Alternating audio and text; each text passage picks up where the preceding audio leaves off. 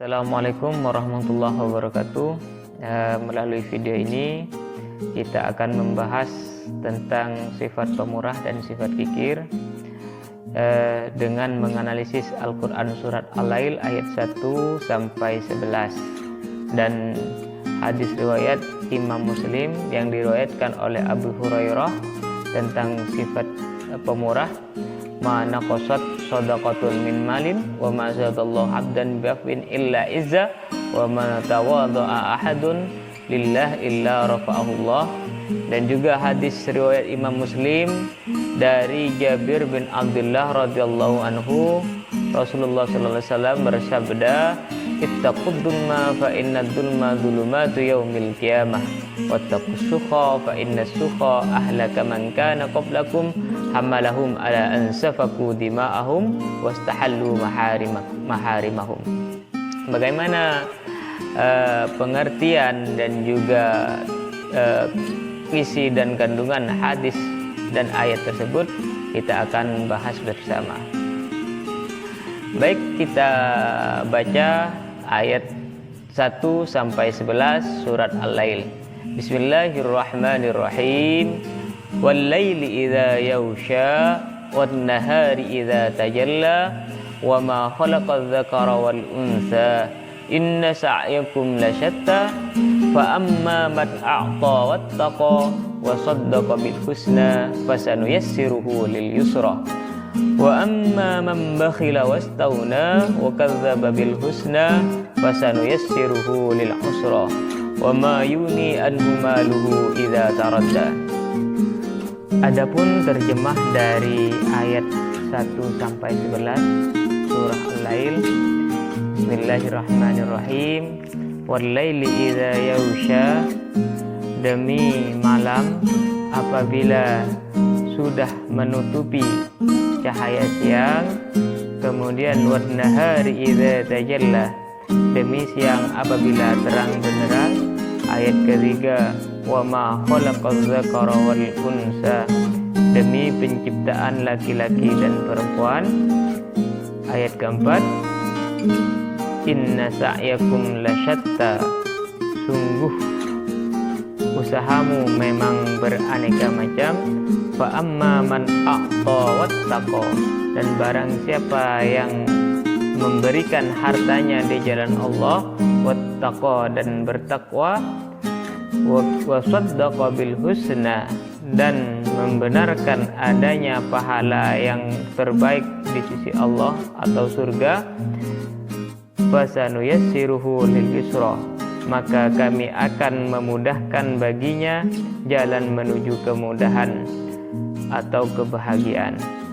Wa amma man bakhila wastauna, dan adapun orang-orang yang kikir dan merasa cukup, tidak membutuhkan pertolongan Allah, wa kadzdzaba bil husna, serta mendustakan pahala yang terbaik, fasanuyassiruhu lil usra, maka akan kami mudahkan baginya jalan menuju kesukaran atau kesengsaraan. Wa ma yuni anhu maluhu idza taradda, dan hartanya tidak bermanfaat baginya apabila dia telah binasa. Itulah tadi terjemah dari ayat 1 sampai 11 surah Al-Lail. Kemudian penjelasan ayat 1 sampai 11. Pertama dimulai dari ayat 1 sampai 4. Wal-laili idza yaghsha wan-nahari idza tajalla wa ma khalaqadz dzakara wal unsa inna sa'yakum lasyatta. Jadi pada permulaan surah Al-Lail ini kita diberikan sumpah oleh Allah, di mana Allah bersumpah dengan menggunakan kata Al-Lail 1, kemudian kata Nahar 2, dan yang ketiga dengan sumpah penciptaan laki-laki dan perempuan. Jadi wa ma khalaqadz dzakara wal unsa. Ma di sini adalah ma masdariyah, sehingga ketika ada ma masdariyah masuk pada fiil, di sini khalaqah, maka maknanya bisa berarti penciptaan, bukan bermakna tidak. Jadi Allah menggunakan sumpah tersebut, kalau kita pahami secara mendalam, adalah isyarat sebuah perbedaan antara malam dan siang, kemudian antara laki-laki dan perempuan. Kemudian pada ayat ketiga, ayat keempat maksud saya, dijelaskan inna sa'yakum lasyatta, sesungguhnya usaha kalian berbeda-beda. Jadi kata-kata syatta ini bisa diartikan berpencar-pencar. Secara umum, secara keseluruhan, profesi atau usaha seseorang laki-laki yang dilakukan di waktu siang dan malam ini berbeda-beda. Cuma secara garis besar dibagi menjadi dua. Yang pertama, usaha tersebut adalah usaha yang sesuai dengan perintah Allah. Yang kedua adalah usaha yang tidak sesuai dengan perintah Allah.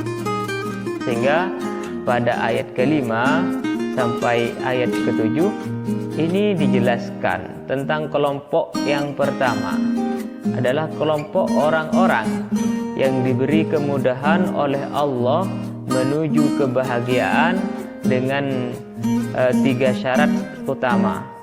Apa syarat tersebut?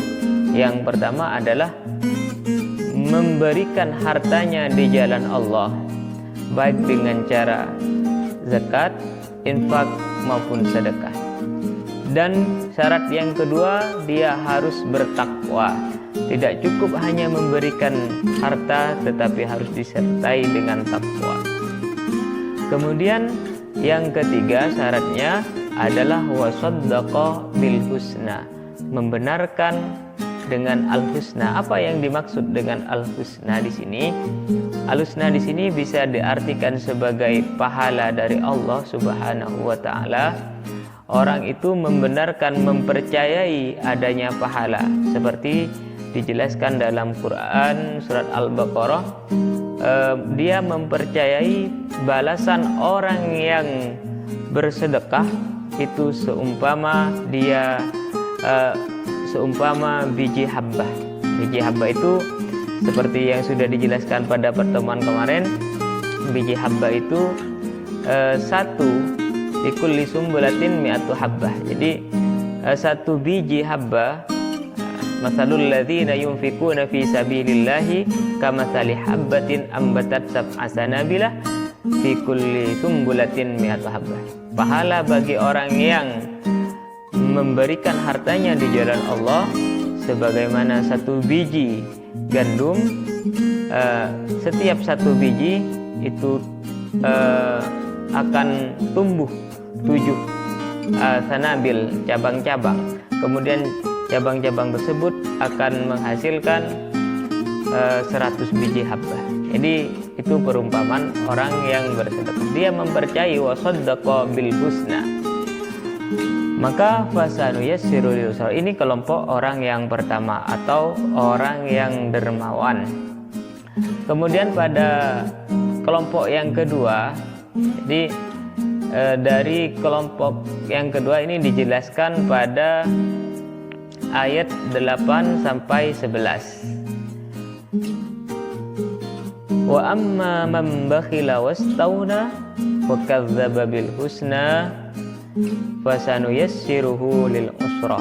Bahilah, orang yang kikir, orang yang pelit, orang yang wastauna, orang yang menganggap cukup, tidak perlu bantuan Allah, sehingga dia tidak mau berinfak, dia tidak mau bersedekah, dia tidak mau membayar zakat, maka Allah akan beri mereka balasan kesukaran. Fasanuyassiruhu lil usra.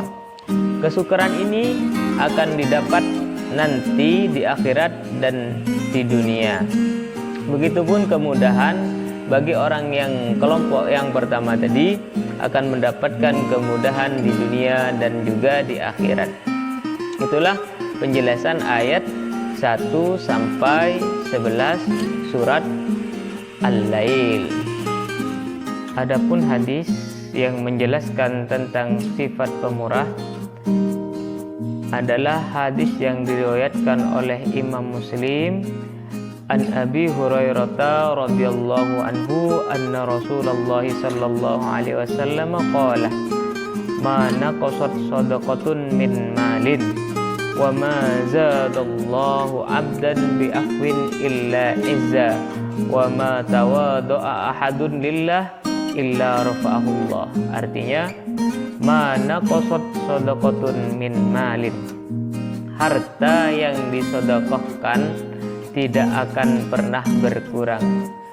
Wa ma zadallahu 'abdan bi afwin illa izza, dan Allah akan menambah kemuliaan bagi orang atau hamba yang suka memaafkan.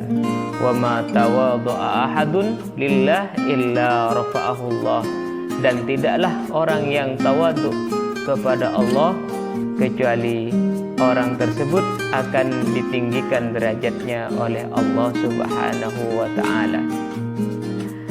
Hadis tersebut